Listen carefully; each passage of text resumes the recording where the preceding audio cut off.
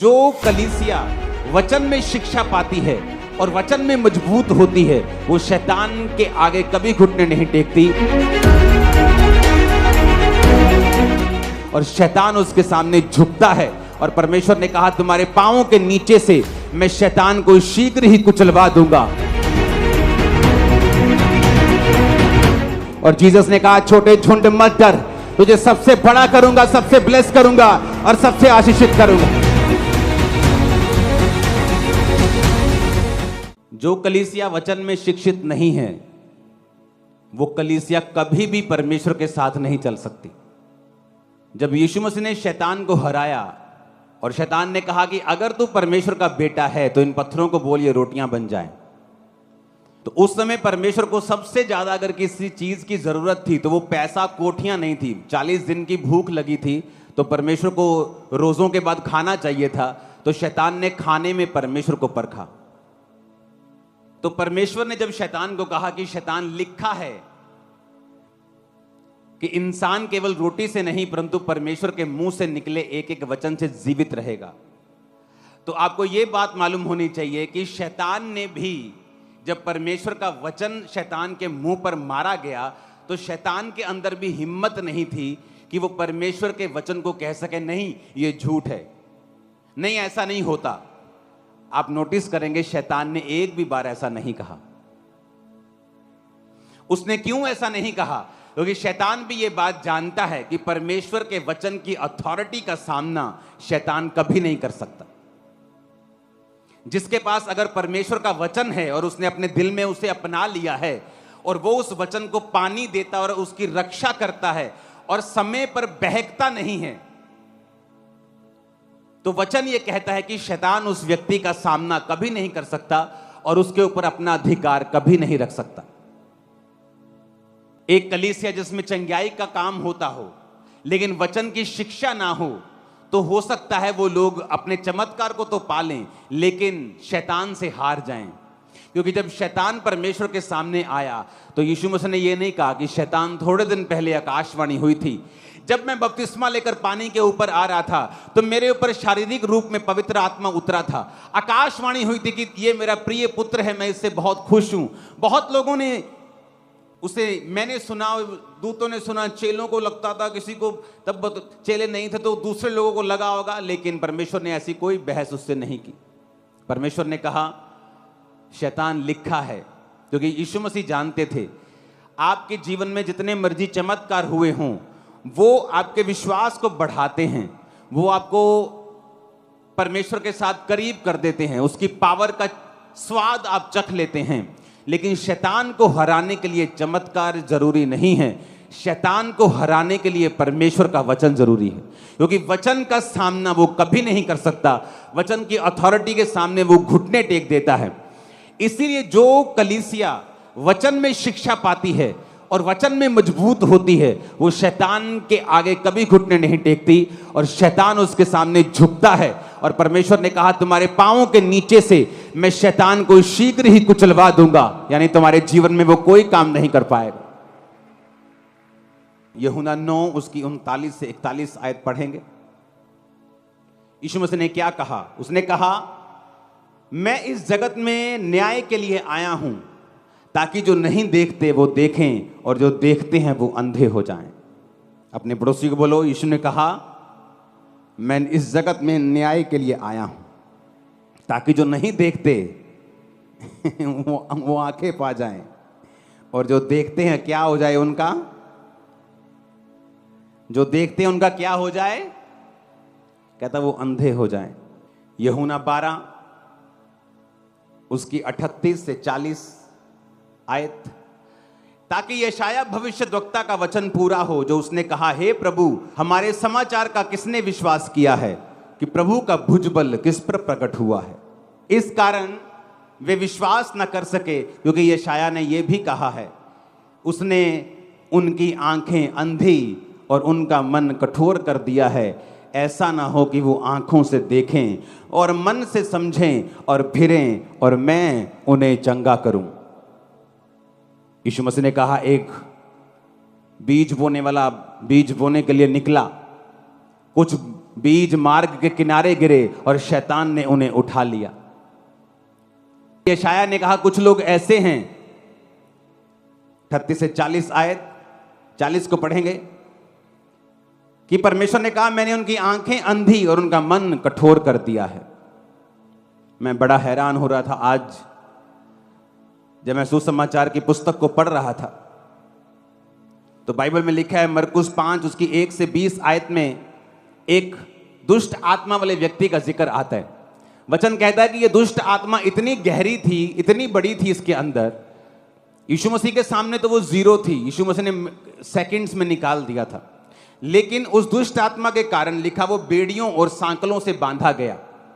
जब उसके घर वालों ने उसे बेड़ियों से बांधा, सांकलों से बांधा और लिखा वो उसे तोड़ देता था, तो वचन कहता है कि फिर उसको कब्रों में रहने के लिए भेज दिया, घर से निकाल दिया। तो वचन कहता है कि वहां पर भी वो अपने आप को पत्थरों से घायल करता, कब्रों में रहता, चीखता चिल्लाता और पागलों की तरह नंगा रहता था। और बाइबल कहती जब प्रभु यीशु मसीह वहां पे गए तो यीशु मसीह उससे पहले कभी मिले नहीं थे, लेकिन जैसे ही उसने जीसस को देखा उसके पांव पर आकर कहता कि हे परम प्रधान परमेश्वर के पुत्र, हे परमेश्वर तेरा मुझसे क्या काम, मुझे पीड़ा ना दे। और बाइबल कहती यीशु मसीह ने उसे हुक्म दिया कि इन दुष्ट आत्माओं को, जब उससे पूछा तुम कौन हो, तो उसने कहा हम सेना बहुत सारी हो गई हैं। यीशु मसीह ने निकाला और उसने कहा ठीक है हम निकल जाएंगी, हमें सूरों में भेज दे। सूअर चराना बाइबल के मुताबिक पाप था, वर्जित था। तो परमेश्वर ने कहा ठीक है, जहां वचन टूट रहा है शैतान वहां जा सकता है लीगली, कि चला जा। और बाइबल कहती पूरा सूअरों का झुंड जो था वो नदी पर, झील पर जा पड़ा और अंदर डूब गया और मर गया। जब सूअरों के चरवाहों को मालूम हुआ, और वचन कहता है कि 14 आयत में उनके चरवाहों ने भागकर नगर और गांव में सुसमाचार सुनाया और जो हुआ था लोग उसे देखने के लिए आए। तो जिनकी वो सूअर थे उन्होंने बाकी चरवाहों को, सभी नगर को बुला लिया कि देखो भी एक आदमी आया है, उसने एक पागल को चंगा कर दिया और उसमें दुष्ट आत्माएं थी। और यीशु ने कहा, वो दुष्ट आत्माओं ने बोला कि हमें सूअरों में जाने दे, तो उसने कहा चली जाओ। और सूअर सारे पागल हो गए और एकदम से नदी में जा, झील में जा पड़े और मर गए। पूरा नगर इकट्ठा हो गया। यीशु ने पास आकर जिसमें दुष्ट आत्माएं थी, अर्थात जिसमें सेना समाई थी, कपड़े पहने और सचेत बैठे देखकर वो डर गए। जब यीशु के पास आकर उन्होंने क्या देखा कि वो आदमी, जो मालूम होता है कि इस एरिया में एक पागल आदमी रहता है, चरवाहे आते उसको देखते थे, लोग आते जाते शहर के अंदर बाहर उसे देखते थे, तो मशहूर पागल था वो। तो जब उस पागल को लोगों ने आकर यीशु मसीह के पास बैठे हुआ, कपड़े पहने हुए, सचेत, बिल्कुल अलर्ट बैठा देखा, तो बाइबल कहती वो बहुत ही हैरान हुए।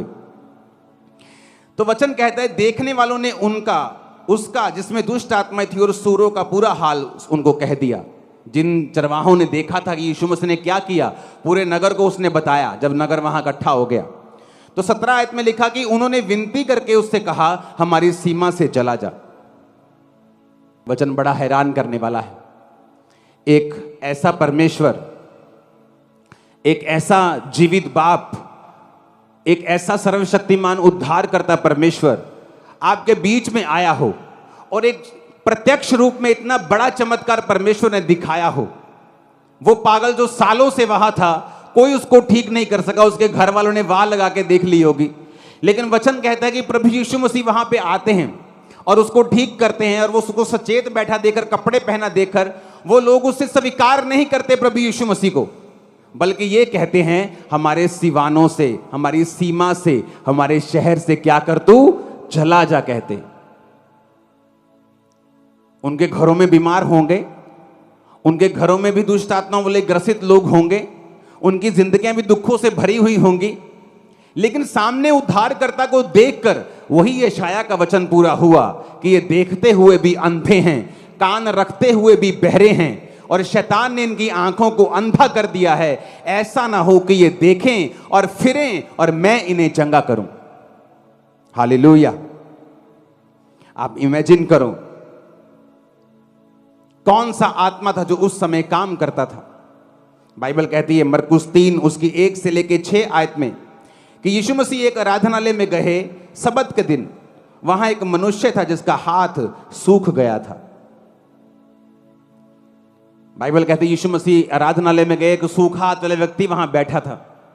जब यीशु मसीह ने देखा कि इसका हाथ सूखा है, तो 2 आयत में लिखा कि वे प्रभु यीशु मसीह पर दोष लगाने के लिए उसकी घात में लगे हुए थे कि देखो कि वो सबत के दिन चंगा करता है कि नहीं करता। यीशु ने सूखे हाथ वाले मनुष्य से कहा, बीच में खड़ा हो, और उनसे कहा, क्या सबत के दिन भला करना उचित है या बुरा करना, प्राण को बचाना या मारना? परंतु वो चुप रहे। उसने उनकी मन की कठोरता से उदास होकर उनको क्रोध से चारों ओर देखा और मनुष्य से कहा, अपना हाथ बढ़ा। उसने बढ़ाया और उसका हाथ अच्छा हो गया। तब फरीसी बाहर जाकर हेरोदियों के साथ उसके विरोध में सम्मति करने लगे कि उसे किस प्रकार नष्ट करें।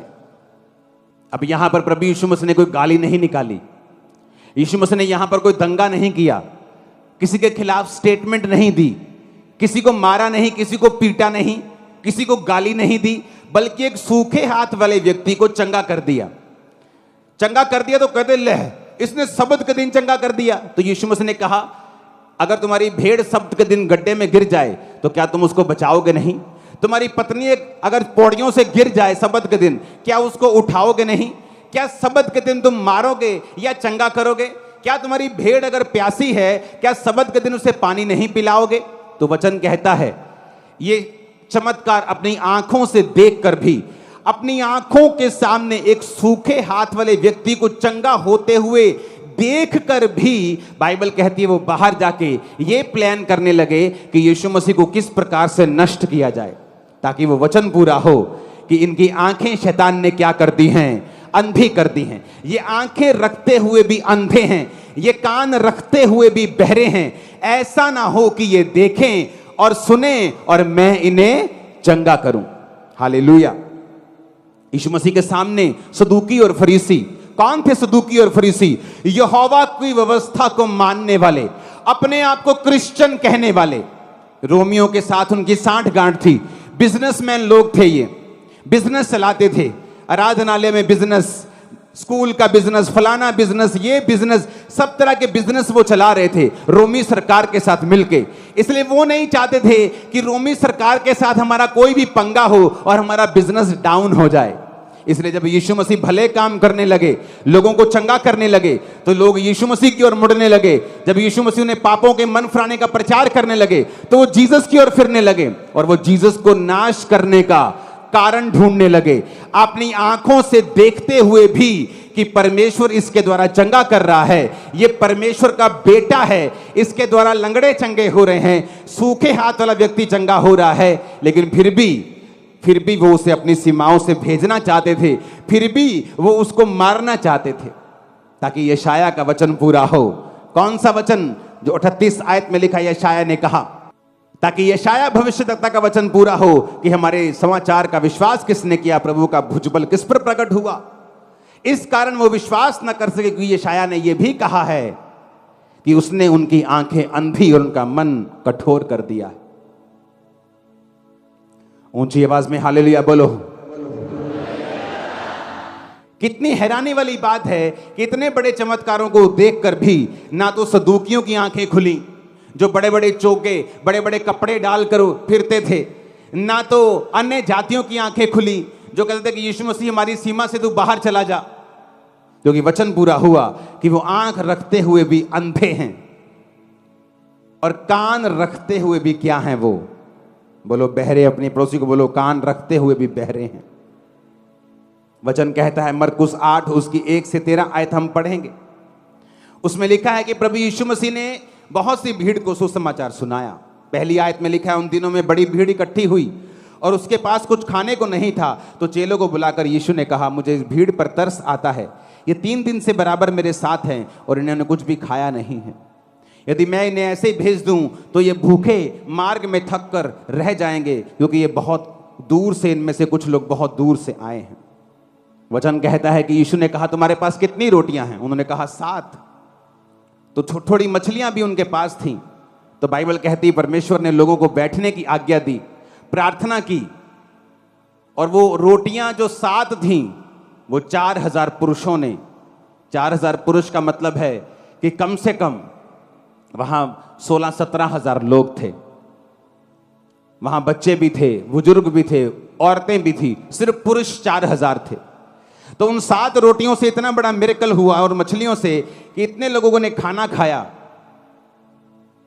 और बाइबल कहती वो खाकर तृप्त हो गए और चेलों ने शेष टुकड़ों से 7 टोकरे भरकर उठाए। 10 आयत में लिखा वो तुरंत अपने चेलों के साथ नाव पर चढ़कर दलमनूता प्रदेश को चला गया और फरीसी आकर उससे वाद विवाद करने लगे और उसे जांचने के लिए कोई स्वर्गीय चिन्ह मांगा। उसने अपनी आत्मा में आह भरकर कहा, इस समय के लोग चिन्ह क्यों ढूंढते हैं? मैं तुमसे सच कहता हूं, इस समय के लोगों को कोई भी चिन्ह नहीं दिया जाएगा।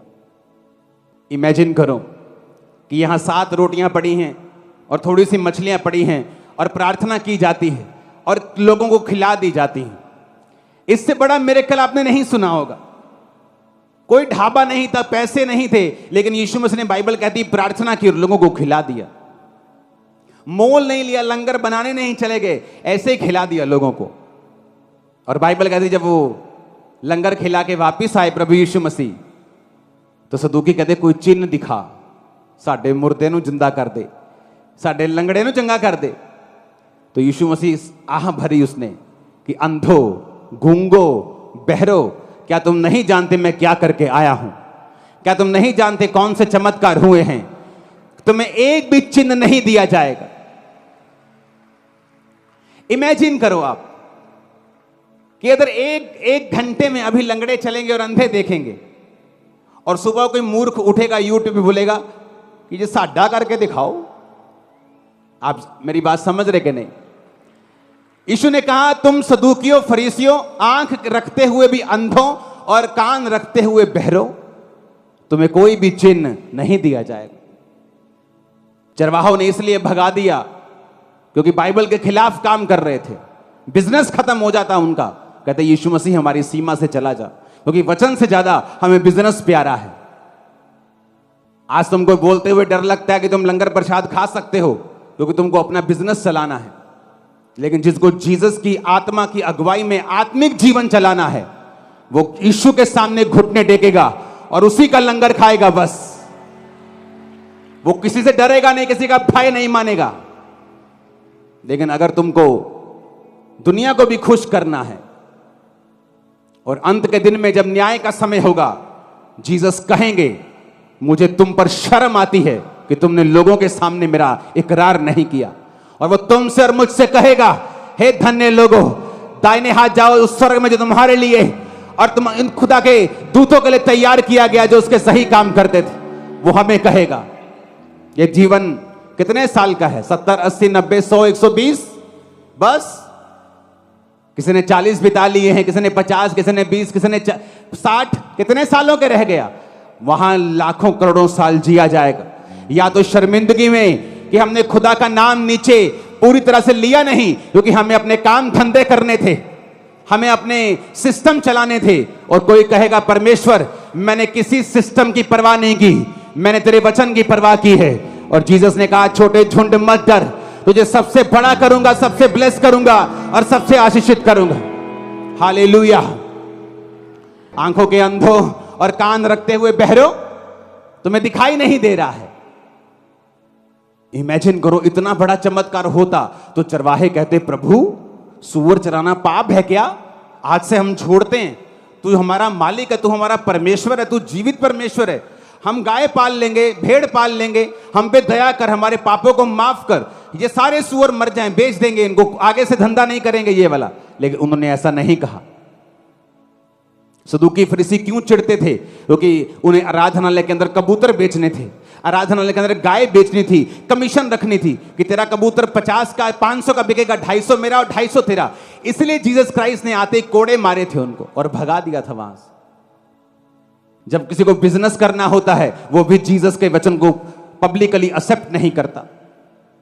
और बाइबल कहती है उन लोगों ने जीसस को कहा हमारी सीमा से चला जा, हमारे घर से चला जा, हमारे मोहल्ले से चला जा, क्योंकि हम सब सूअर चराते हैं, ऐसा ना हो कि हमारे मर जाएं। उन्होंने साल्वेशन का इनकार कर दिया और अपने पैसों को रख लिया। और वचन कहता है श्रापित हो क्योंकि तुम्हारे पैसों को काई खा गई, तुम्हारे नोटों को काई खा गई, तुम्हारे बिजनेस को शैतान खा जाएगा, काई खा जाएगी। लेकिन जिन्होंने धन कमाया है, आत्मिक धन कमाया है, भक्ति कमाई है, ऊपर यही करेंसी काम आने वाली है। हालेलुया। हमें नीचे पैसा चाहिए, लेकिन ऐसा कलंकित पैसा नहीं चाहिए जो परमेश्वर का इनकार करके आया हो। पैसा चाहिए, काम करना है, छत डालनी है, सुसमाचार फैलाना, टीवी पर प्रचार करना चाहिए, लेकिन इस तरह से नहीं चाहिए कि आप यीशु मसीह के वचन का इनकार कर दें। यीशु मसीह ने कहा, क्या तुम नहीं जानते कि तुम शैतान और परमेश्वर दोनों के मेज के साझी नहीं हो सकते? क्या तुम नहीं जानते कि तुम मसीह के साथ बलियाल का क्या रिश्ता, अंधेरे का उजाले के साथ क्या रिश्ता? क्या तुम नहीं जानते? लेकिन वचन कहता है, अपनी आंखों के सामने लोगों को चंगा होते हुए देखकर भी, अपनी आंखों के सामने बीमारियां जाते हुए देखकर भी, उद्धार पाता हुआ देखकर भी वो आंखों के अंधे, वो कानों के बहरे वैसे ही बने रहे।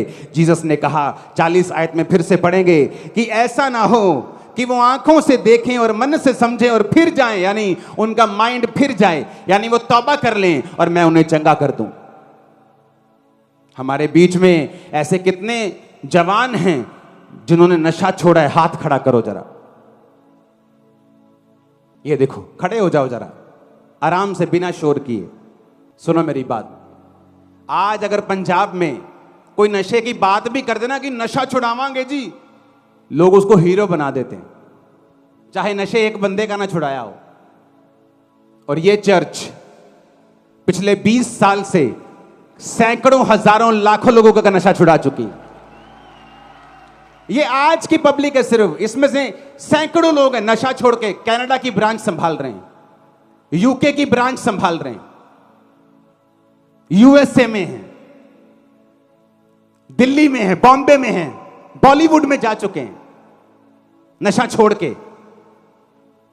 जीसस ने कहा, एक शैतान और एक परमेश्वर की ओर से जो होता है कैसे पहचान सकते हो? क्योंकि उसके अंदर से मौत निकलेगी, मार देंगे, गाड़ देंगे।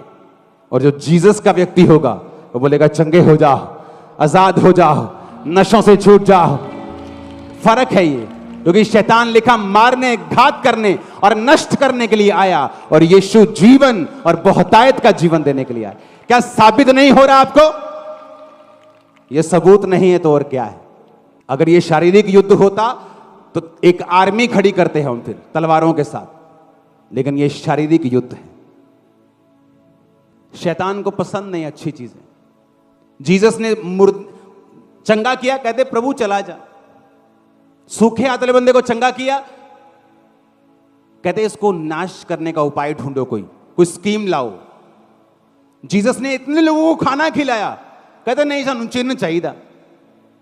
ये चिन्ह नहीं है जो देख रहे हो। क्या चिन्ह नहीं है? गवाहियां चिन्ह नहीं है। कौन सा चिन्ह मांग रहे हो? अगर ये झूठ है तो मैंने कहा एक्सपोज करो, साबित करो। जाओ देखो, घरों में जाओ, लोगों से पूछो। मैं तो हूं कट्टर क्रिश्चियन, माफ कर दूंगा, लोग जूतियों से स्वागत भी करेंगे, मैं बता रहा हूं। सब कट्टर नहीं है भाई, क्रिश्चियनिटी में अलग होता है। जो कट्टर होता है वो माफ करता रहता है, और लोगों को बताया इसके खिलाफ बोले जो कट्टर क्रिश्चियन है इसने कुछ नहीं कहना। लेकिन जो करप्ट क्रिश्चियन है उनके खिलाफ वो कभी नहीं बोलते, उनको मालूम है इनके खिलाफ बोलेंगे जूती लेके आ जाएंगे। उन्हें बताया ये कट्टर क्रिश्चियन है, ये ना तो मुकदमा करेगा ना किसी के खिलाफ बोलेगा, तो चुप कर जाएगा, क्योंकि उसको मालूम है कि ये बोलने वाला नहीं। मुझे मालूम है मेरी सक्सेस, सफलता अगली ऊंची उड़ान जवाब देगी, ना कि मेरा मुंह जवाब देगा। हालेलुया। हजारों अगर हो ना, 100 लोग भी खड़े हो जाएं तो बड़ी बात है कि 100 लोगों ने नशा छोड़ दिया। एक कल की हेड न्यूज बन जाएगी पूरे इंडिया की, अगर किसी और ने किया होता, क्योंकि चर्च ने किया है। ऐसे कहेंगे है ना, सुनिया ही नहीं, ऐसी सानू पता ही नहीं, गल ही नहीं करनी आप इधरों सुनना। अच्छा सुनिया ही नहीं, सुनिया ही नहीं, आप बहरे हो गए, अंधे हो गए आप। हजारों लोग खड़े हुए, नहीं सुनिया ही नहीं, आप सानू पता ही नहीं। मैं भूआ दे विआह ते गया सी कल, मैनू पता ही नहीं कुछ।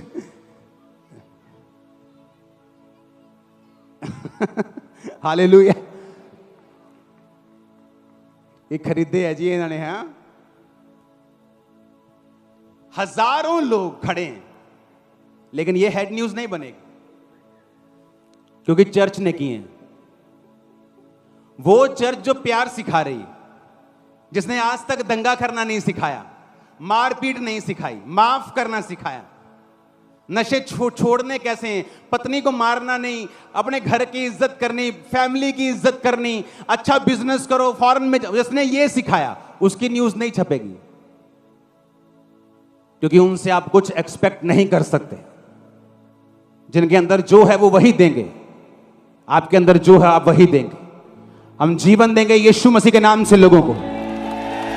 आमीन, आमीन। क्योंकि ये आपका ही प्रचार कर रहे हैं, आपकी ही इनडायरेक्टली वो टीम है जो जीसस के बारे में वहां तक भी पहुंचा रही है जहां आपका प्रीच नहीं पहुंचा सकता था। तो इसलिए उनके लिए प्रार्थना करनी है, इसलिए उनको मारना नहीं, उन पे मुकदमा नहीं करना है। हालेलुया। कोई रील बनाने की जरूरत नहीं, इंसल्टिव, कोई इंसल्ट करने की जरूरत नहीं। ऐसे जवाब देंगे। कितने लोगों ने नशा छोड़ा है, ऐसे जवाब देंगे। कितनों की आंखें चंगी हुई, ऐसे जवाब देंगे। कितने लंगड़े चले और कोड़ी शुद्ध हुए, ऐसे जवाब देंगे।